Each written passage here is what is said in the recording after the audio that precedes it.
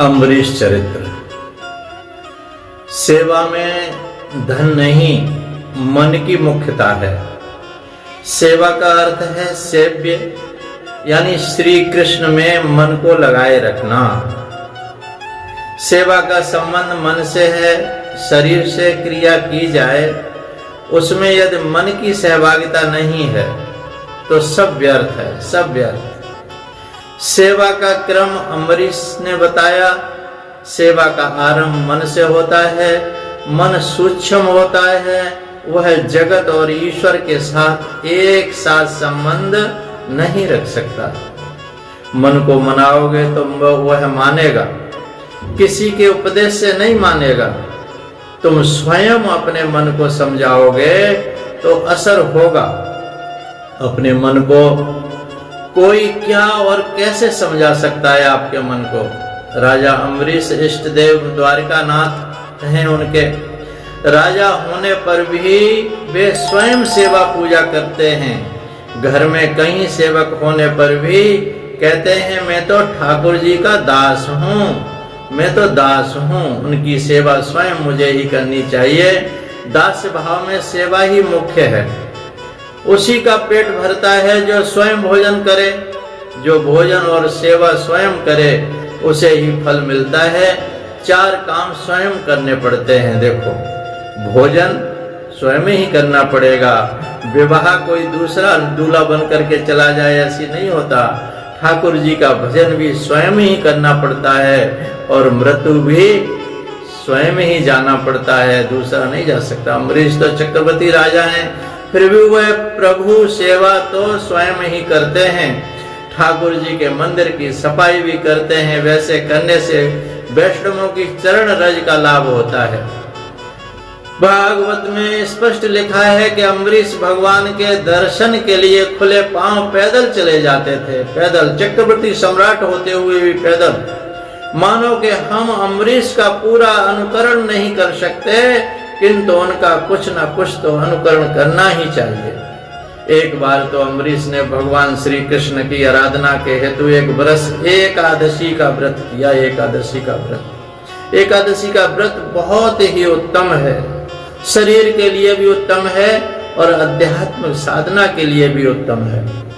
राजा अम्बरीश ने विधि पूर्वक एकादशी का व्रत किया और व्रत की पूर्णाहुति के समय यमुना किनारे आए। स्नाता कदाचित कालिंद्याम हरिम मधुबने अर्चयत। मधुबने अर्चयत, कालिंद्या माने यमुना जी। और मधुबन में ही ध्रुव जी भी आए थे। मधुबन बहुत पवित्र जगह है। वहां उन्होंने स्नान किया और ब्राह्मणों की पूजा करके व्रत की पूर्णाहुति करने को तैयारी करने लगे। इतने में तरही अतिथि साक्षात दुर्वासा भगवान भूत। भगवान भूत माने भगवान शंकर के साक्षात दुर्वासा जी आ गए उनके रूप में। वहां मुनि दुर्वासा अतिथि बनकर आए, भगवान को भोग लगा दिया था। राजा ने मुनि का स्वागत करते हुए कहा, पधारिए महाराज, पधारिए, मेरे यहाँ प्रसाद ग्रहण कीजिए। दुर्वासा जी ने कहा, मैं दोपहर का थोड़ा नहा करके, स्नान करके और साधना करके आता हूँ। दोपहर की संध्या करके आता हूँ, निवृत्त होकर के आता हूँ। ईश्वर की धर्म मर्यादा तोड़ने जैसा कोई और पाप नहीं है। ईश्वर की धर्म मर्यादा का उल्लंघन करोगे तो भक्ति असफल रहेगी। ईश्वर के साथ तन्मयता होने के बाद देह वाहन विस्मृत होने पर यदि धर्म मर्यादा छूट जाए तो कोई बात नहीं है, लेकिन आपत्ति नहीं है, किंतु जानबूझकर कभी धर्म की मर्यादा का उल्लंघन नहीं करना चाहिए। इधर राजा को त्रयोदशी के पहले व्रत छोड़कर प्रसाद लेना है और उधर दुर्वासा जी संध्या करने चले गए हैं। पूजा में ऐसे लीन हो गए कि उन्हें समय का भान ही नहीं रहा। समय का भान नहीं रहा, और समय का भान रह जाए तो वो संध्या नहीं है, वो पूजा नहीं है। राजा को चिंता हो रही है। ब्राह्मणों का भोजन के लिए आमंत्रण दिया गया। उन्हें भोजन कराने से पहले तो भोजन किया नहीं जा सकता। यदि मैं प्रसाद ग्रहण कर लूं तो ब्राह्मण की मर्यादा भंग होती है, और ग्रहण न करूं तो त्रयोदशी का आरंभ हो जाने पर व्रत भंग हो जाएगा। द्वादशी की समाप्ति में कुछ ही पल शेष बचे हैं। ब्राह्मणों की आज्ञा पाकर के राजा ने जलपान कर लिया, जलपान कर लिया। इतने में दुर्वासा जी आ गए। ये सब भगवान की करी कराई की लीलाएं चल रही हैं। दुर्वासा ने का स्वागत किया। दुर्वासा ने अनुमान करके मान लिया कि राजा ने प्रसाद ले लिया है। उन्होंने राजा से कहा, राजन तूने मुझे आमंत्रित तो किया, अतिथि देवो भव, किंतु भोजन करके अच्छा नहीं किया तूने। मैं अतिथि हूं और मुझे ही भूखा रखकर तूने भोजन कर लिया है। यह कैसे है तेरी विष्णु भक्ति? राजा ने कहा, भगवान मैंने तो मात्र जलपान किया है, मैं हे महाराज। किंतु दुर्वासा कम मानने वाले थे। उन्होंने क्रोधवश राजा की एक भी न सुनी। जब तक क्रोध भी शेष ही है, दुर्वासनाएं हैं, तब तक क्रोध आता ही रहेगा। दुर्वासा ने अपने सिर केस से और एक कृत्या उत्पन्न कर दी, राक्षसी उत्पन्न कर दी। राजा को मारने की आज्ञा दी। कृत्या अम्बरीश को मारने चली तो अम्बरीश की प्रार्थना से भगवान ने सुदर्शन चक्र छोड़ दिया, कृत्या की हत्या कर दी। अब वह सुदर्शन चक्र दुर्वासा के पीछे दौड़ चला। मुनि एक लोक से दूसरे लोक भागते चले गए, चक्र ने पीछा न छोड़ा। दुर्वासा की रक्षा कोई न कर सका। अंत में वे वैकुंठ में आकर नारायण से प्रार्थना करने लगे, भगवान मेरी रक्षा करो, भगवान मेरी रक्षा करो, प्रभु मेरी रक्षा करो। मुनि ने कहा मेरे पीछे आपका चक्र दौड़ा चला आ रहा है, मेरी रक्षा कीजिए भगवान। भगवान ने मुनि से कहने लगे, वैष्णव अनन्य भाव से मेरी सेवा करके मुझे अपना सर्वस्व अर्पण करता है, उसे मैं भी अपने सर्वस्व का दान करता हूँ। मैं भक्तों के अधीन हूँ। मेरा चक्र इस समय राजा अम्बरीश की आज्ञा के अधीन है, मैं नहीं रोक सकता इसको। अहम भक्त पराधीनो है स्वतंत्र एवध्वजा, साधु ग्रस्त हृदयो भक्त जनप्रिय। दुर्वासा जी, मैं तो पूर्णतः भक्तों के अधीन हूँ, मैं लेस मात्र भी स्वतंत्र नहीं हूँ। मेरे भोले भाले सरल भक्तों ने मेरे हृदय को अपने बस पे कर रखा है। भक्तजन मुझसे प्रेम करते हैं, मैं भक्तजनों से प्रेम करता हूँ। भक्तजनों के आगे न तो मैं अपनी परवाह करता हूँ और न मैं अपनी लक्ष्मी जी की भी परवाह नहीं करता। भक्त मेरे सब कुछ छोड़कर मेरी शरण में आ जाते हैं और मेरे लिए वे अपने सर्वस्व का त्याग कर देते हैं। मुझे छोड़कर उनको अन्य कोई आश्रय ही नहीं है। ऐसे भक्तों को त्यागने का विचार मात्र भी मैं नहीं कर सकता। भक्तों ने मेरे हृदय को वश में कर लिया है और वे मुझे अत्यंत प्रिय हैं। मेरे सिवाय अन्य किसी भी प्रकार की मुक्ति की वे कभी कोई कामना ही नहीं करते। भक्तों के हृदय में मैं हूँ और भक्त मेरे हृदय में हैं। भगवान कहते हैं, ये दारागारद पुत्राप्तान प्राणान वित्तमिमं परम हित्वा मां शरणं याता कथं तांस त्यक्तुं मुत्सहे। अपनी पत्नी, पुत्र, घर, स्वजन, धन, ये लोक और परलोक तक को त्याग दिया इन्होंने। प्राण आज सब कुछ त्याग करके जो मेरी शरण में आए हैं उनका मैं कभी त्याग नहीं कर सकता, मैं कभी त्याग नहीं कर सकता। मयि निर्बुद्ध हृदया साधवा समदर्शिना और वशी कुर्वन्त माम भक्त्या सत स्त्रिया सत्यम पति। जैसे पतिव्रता स्त्री अपने पति को बस में कर लेती है सेवा से, वैसे ही इन्होंने मुझे बस में कर रखा है। भक्त मुझे अपने बस में कर लेते हैं। साधवो हृदय मह्यम साधु नाम हृदय तो हम, मेरे भक्तजन मेरा हृदय हैं और मैं उनका हृदय हूँ। भगवान कहते हैं तप और विद्या अति उत्तम है, फिर भी उसे यदि विनय विवेक का सहारा न हो तो वो व्यर्थ ही है। जिसमें विद्या ददात विनियम, अगर विद्यावान में अगर विनय नहीं है तो सब व्यर्थ ही है। आप तपस्वी हैं और आपके पास प्रबल शक्ति भी है, किंतु आपने उसका दुरुपयोग किया। आप ही तो जरा सोचें, क्या अम्बरीश ने कोई अपराध किया था? नहीं किया। उसकी कोई भूल थी? कोई भूल नहीं थी। उसने व्रत के पालन के हेतु से मात्र जलपान ही तो किया था, फिर भी आप क्रोधित हो गए। आप उसी के पास जाइए, वही तुम्हें माफ कर सकता है, उससे प्रार्थना करके क्षमा मांगिए। यदि भक्त राज अम्बरीश क्षमा करेंगे तभी सुदर्शन चक्र की गति रुक सकती है। दुर्वासा अम्बरीश के पास आए और क्षमा याचना के लिए उन्हें प्रणाम करने जा ही रहे थे कि राजा ने नहीं महाराज, नहीं महाराज, प्रभु आप बंधन करें, यह मुझे शोभा नहीं देता, प्रणाम तो मुझे ही आपको करना चाहिए। राजा ने सुदर्शन चक्र से प्रार्थना की, शांत हो जाएं। यदि आज दिन तक मैंने कभी कोई दान पुण्य यज्ञ सेवा की है तो उन सब के पुण्य से तुम्हारा वेग शांत हो जाए हे सुदर्शन। और सुदर्शन चक्र शांत होकर के वापस लौट गए। अम्बरीश की कथा में एक रहस्य है, ये सब सावधान होकर के सुने। अम्बरीश शुद्ध भक्ति का स्वरूप है, अतः चरित्र के प्रारंभ में सभी इंद्रियों की भक्ति बताई गई है। अम्बरीश का चरित्र भक्ति का चरित्र है। भक्ति मार्ग में दुर्वासा अर्थात दुर्वासना, दुर्वासा का मतलब है दुर्वासना, बाधा उपस्थित करती हैं। मैं ही बड़ा हूं और बाकी सब छोटे हैं, ये दुर्वासनाएं हैं।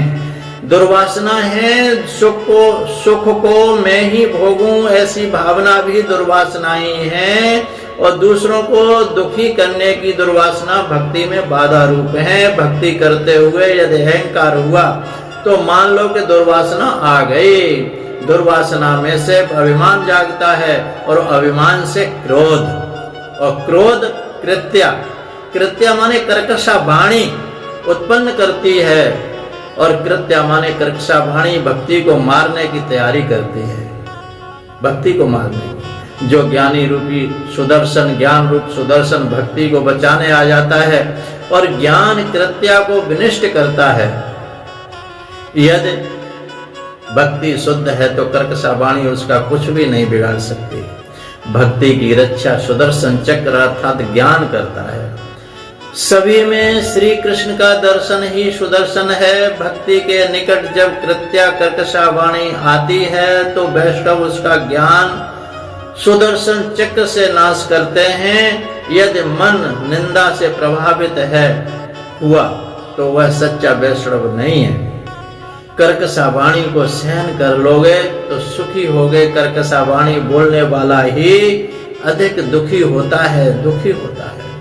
यदि भक्ति शुद्ध है तो ज्ञान और वैराग्य दौड़ते हुए आएंगे आपके पास, जैसे कि सुदर्शन चक्र आया था। और ज्ञान वैराग्य कृत्या कर्कशा वाणी निंदा का नाश कर देंगे। दुर्वासा ने राजा अम्बरीश को कट वचन सुनाए, फिर भी वे क्रोधित नहीं हुए। इसके मस्तक पर ठाकुर जी विराजते हैं, मेरे प्रभु विराजते हैं, वही अम्बरीश है। जब दुर्वासा ने प्रशंसा की तब भी राजा को वैसी कोई प्रसन्नता नहीं हुई, अर्थात वे दोनों स्थिति में एक से ही रहे। सच्चा भक्त निंदा और स्तुति एक समान मानता है। तुल्य निंदा स्तुति मौनी संतुष्टो येन केनचित्, गीता में कहा यदि भक्त को कोई कुछ कर्कशा बात कह दे, उसकी निंदा करे, फिर भी उस पर अम्बरीश की भांति कोई असर नहीं पड़ता। भक्ति करो तो अम्बरीश की भांति करो। अम्बरीश को भक्ति ऐसी सच्ची और बलशाली थी कि भगवान को भी कहना पड़ा था अहम भक्त पराधीन। सभी के प्रति समभाव समता रखें, वही ज्ञानी है। सभी में ईश्वर है, ऐसा ज्ञान होना ही सच्चा ज्ञान है।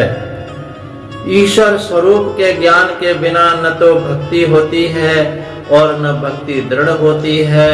अतः भक्ति में ज्ञान भी आवश्यक है। विषय के प्रति जब तक वैराग्य नहीं उत्पन्न होता तब तक भक्ति हो नहीं सकती। भक्ति माँ है, ज्ञान और वैराग्य बाद में आते हैं, क्योंकि माँ से ही उत्पन्न होते हैं, पुत्र हैं ज्ञान और वैराग्य। जहाँ भक्ति है वहाँ ज्ञान रूपी सुदर्शन चक्र रक्षा करता है। भक्ति सिद्ध हुई नहीं कि सभी शास्त्रों का ज्ञान प्राप्त हो गया। नाम की महिमा भी बहुत बड़ी है। नाम की महिमा, नाम लिया जान लिया सकल शास्त्र का भेद, और बिना नाम नर कह गया पढ़े पढ़े चारों वेद। वेद पढ़े लेकिन नाम तो लिया ही नहीं। अम्बरीश ने दुर्वासा को प्रेम से भोजन कराया और क्षमा मांगी। अम्बरीश तो न तो दुर्वासा के क्रोध से व्यथित हुए और न उनकी प्रशंसा से दुखी हुए।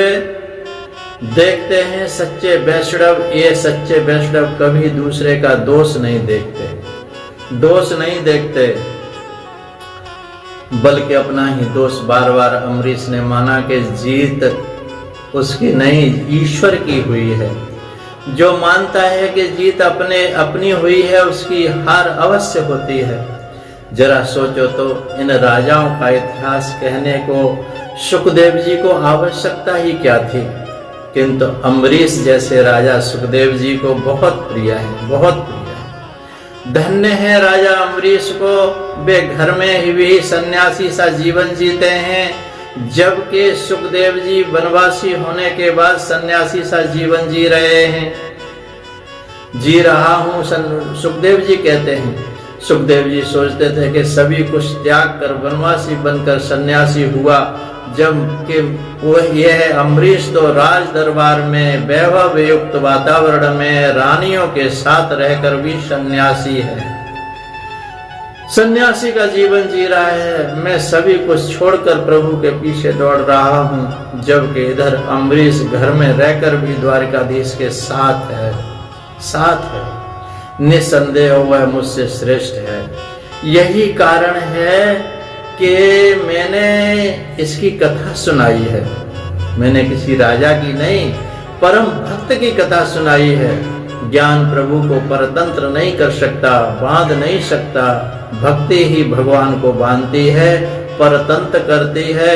ज्ञानी परमात्मा महात्मा ब्रह्म अनुभव तो कर सकते हैं, ज्ञानी जो महात्मा होते हैं ब्रह्म अनुभव कर सकते हैं, किंतु भगवान को स्वाधीन अपने अधीन कर सकती है, बांध नहीं सकते।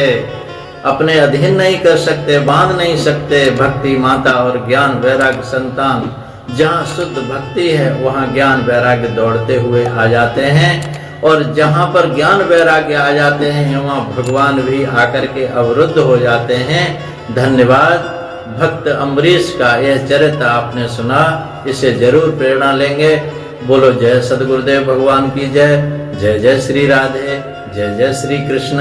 सोहम सोहम सोहम। तो ये अम्बरीश का चरित्र आपने सुना, आप बहुत धन्यवाद के पात्र हैं, और इससे जरूर प्रेरणा लेंगे और भगवान को अम्बरीश की तरह से कुछ तो अनुकरण करेंगे ही। हरि ओम तत्सत, हरि ओम तत्सत, हरि ओम तत्सत।